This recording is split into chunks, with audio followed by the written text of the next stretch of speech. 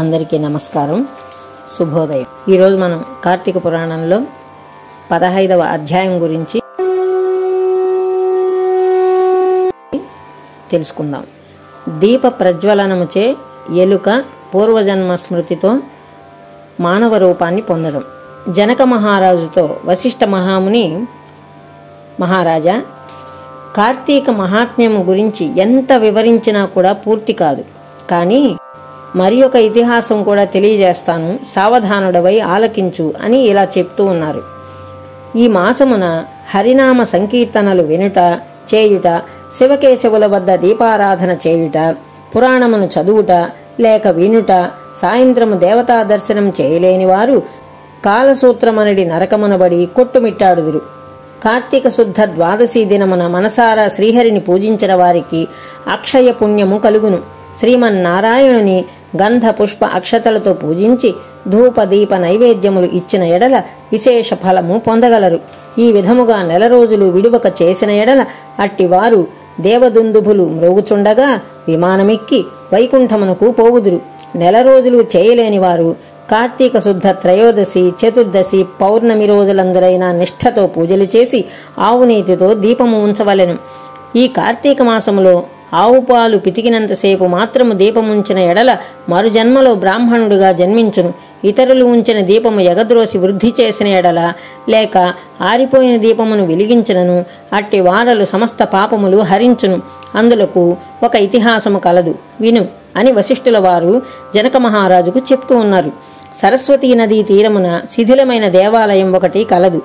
కర్మనిష్ఠుడనే దయాద్ర హృదయుడగు ఒక యోగి పుంగవుడు ఆ దేవాలయం వద్దకు వచ్చి కార్తీక మాసమంతయు అచటనే గడిపి పురాణ పఠనము చేయు తలంపురాగా ఆ పాడిబడి ఉన్న దేవాలయమును శుభ్రముగా ఊడ్చి నీళ్లతో కడిగి బొట్లు పెట్టి ప్రక్క గ్రామమునకు వెళ్లి ప్రమిదలు తెచ్చి దూదితో వత్తులు చేసి 12 దీపములుంచి స్వామిని పూజించుచు నిష్ఠతో పురాణము చదువుచుండెను.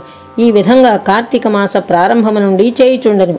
ఒక రోజున ఒక మూషికము ఆ దేవాలయంలో ప్రవేశించి నలుమూలలా వెతికి తినడానికి ఏమీ దొరకనందున అక్కడ ఆరిపోయి ఉన్న వత్తిని తినవలసిందేనని అనుకుని నోట కరుచుకొని పక్కనున్న దీపం వద్ద ఆగెను. నోట కరిచి ఉన్న వత్తి చివరకు అగ్ని అంటుకొని ఆరిపోయిన వత్తి కూడా వెలిగి వెలుతురు వచ్చెను. అది కార్తీక మాసం అవడం వల్ల శివాలయంలో ఆరిపోయిన వత్తి ఈ ఎలుక వల్ల వెలుగుటచే దాని పాపములు హరించుకుపోయి పుణ్యము కలిగినందున వెంటనే దాని రూపం మారి మానవ రూపంలో నిలబడెను. ధ్యాననిష్టలో ఉన్న యోగి పుంగవుడు తన కన్నులు తెరచి చూడగా ప్రక్కన ఒక మానవుడు నిలబడి ఉండుటను గమనించి, ఓయి, నీవు ఎవరవు, ఎందుకు ఇట్లా నిలబడి ఉంటివి అని ప్రశ్నించగా, ఆర్య, నేను మూషికమును. రాత్రి నేను ఆహారమును వెతుక్కుంటూ ఈ దేవాలయంలోకి ప్రవేశించి ఇక్కడ కూడా ఏమీ దొరకనందున నెయ్యి వాసనలతో నుండి ఆరిపోయిన వత్తిని తినవలనని దాన్ని నోటకర్చుకొని పక్కనున్న దీపం చెంత నిలబడి ఉండగా నా అదృష్టం కొద్దీ ఆ వత్తి వెలుగుటచే నా పాపములు నశించిపోయినందువల్ల కాబోలు వెంటనే పూర్వజన్మమెత్తి తిని. కానీ ఓ మహానుభావా, నేను ఎందుకీ మూషిక జన్మం ఎత్తవలసి వచ్చిందో దానికి గల కారణం ఏమిటో విశదీకరించము అని కోరెను.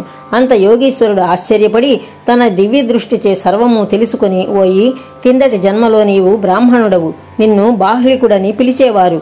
నీవు జైనమత వంశానికి చెందినవాడవు.